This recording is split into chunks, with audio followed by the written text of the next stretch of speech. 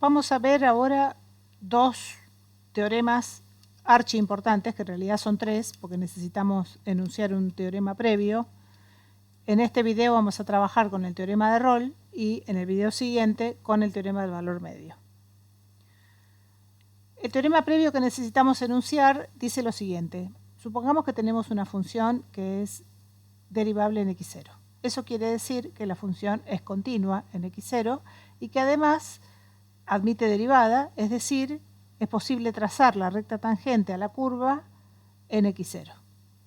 Entonces, este teorema afirma que para todo h suficientemente pequeño, ahora voy a decir qué quiere decir esto, el teorema afirma que si la derivada es positiva en x0, entonces la función a la izquierda de x0, es decir, en x0 más h, tiene una imagen más chica que en x0 y esta a su vez es más chica que la imagen de la función a la derecha de x0, es decir, en x0 más h.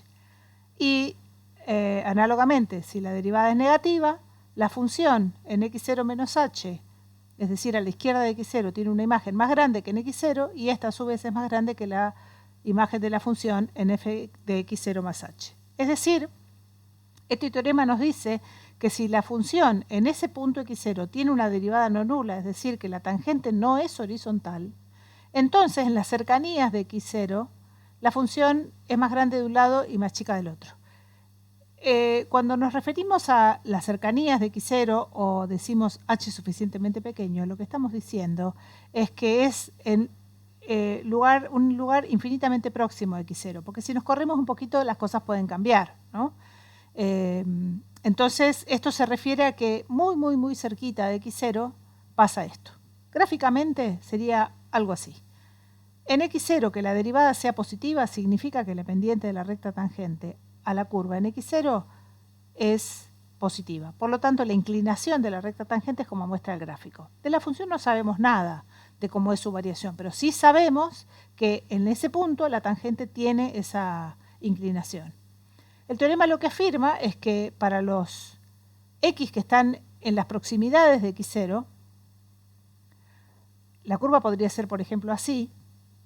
Las imágenes a la izquierda de x0, es decir, infinitamente próximas pero a la izquierda de x0, son más chicas que la imagen en x0.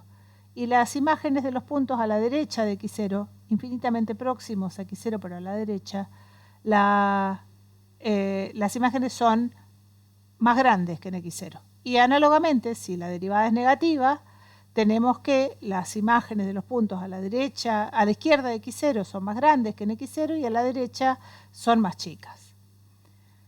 Este teorema, de alguna manera, nos está empezando a dar una noción sobre la relación entre el signo de la derivada y el crecimiento o decrecimiento de una función que vamos a abordar un poquito más adelante.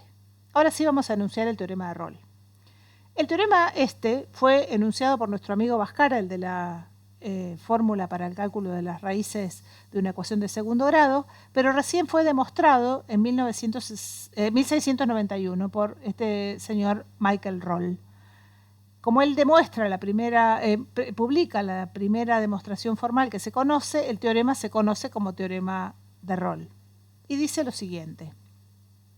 Si tenemos una función continua en un cerrado y derivable en el interior, de manera que la función en los bordes del intervalo vale lo mismo, es decir, que f de a y f de b son iguales. Entonces el teorema afirma que existe por lo menos un valor en el interior de AB para el cual la derivada de la función es 0. ¿Qué cosas sabemos de esta función? Primero, es continua en el cerrado. Eso significa que inicia en f de a y termina en f de b sin interrupciones. Y además, al ser derivable en el interior, no tiene cambios bruscos de dirección, varía suavemente de f de a hasta f de b, y es decir que puede trazarse la tangente en cualquier punto al interior del intervalo. Y además sabemos que en A y en B las imágenes que le da la función a estos puntos es la misma. Este teorema lo que dice es que bajo este conjunto de condiciones tiene que haber obligatoriamente un punto en el interior de AB donde la tangente es horizontal. Es decir, lo que muestra este gráfico. La función es continua en el cerrado, es decir, que arranca de f de a y termina en f de b sin interrupciones. Es derivable en el interior, es decir, que varía suavemente, no tiene cambios bruscos de dirección, y arranca de una imagen f de A y llega a la misma imagen en B, llega a la misma imagen que en A. Entonces, lo que dice el teorema, y en algún lado tiene que tener la tangente horizontal. Tenemos 4 casos posibles.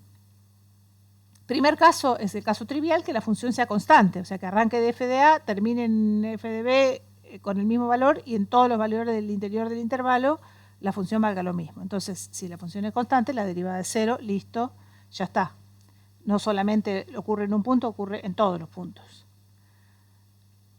Después tenemos un segundo caso, que es que la función arranque de f de A para arriba y llegue a f de B, bajando después.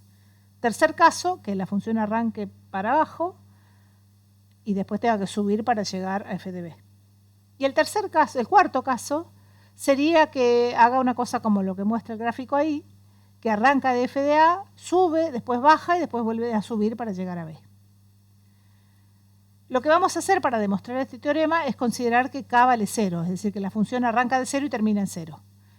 Si cualquier otra situación, es decir, que arranque de cualquier K en vez de 0, lo que hacemos es desplazar las funciones para arriba o para abajo, lo que haga falta, y lo que vamos a hacer no pierde generalidad. Vamos a ver primero el cuarto caso. El cuarto caso no es otra cosa que una unión de 2 intervalos donde se cumple el segundo y el tercero. ¿Por qué ocurre eso? Porque por la continuidad de la función en el cerrado, el teorema de Bolzano nos permite afirmar que va a haber un punto en el medio, entre medio, en alguna parte, donde la función valga 0.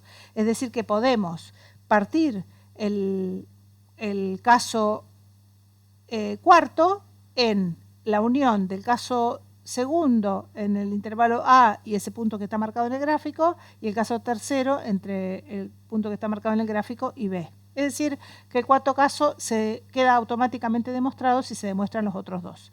Y el tercer caso no es otra cosa que la versión recíproca del segundo, o sea, es la misma función multiplicada por -1. Entonces, demostrando la segunda, esta queda automáticamente demostrada. Así que vamos a ir al caso 2, donde la función arranca de 0, termina en 0, es continua en el cerrado y está por arriba del eje todo el tiempo, ¿no? Porque habíamos dicho que f de A y f de B valían 0.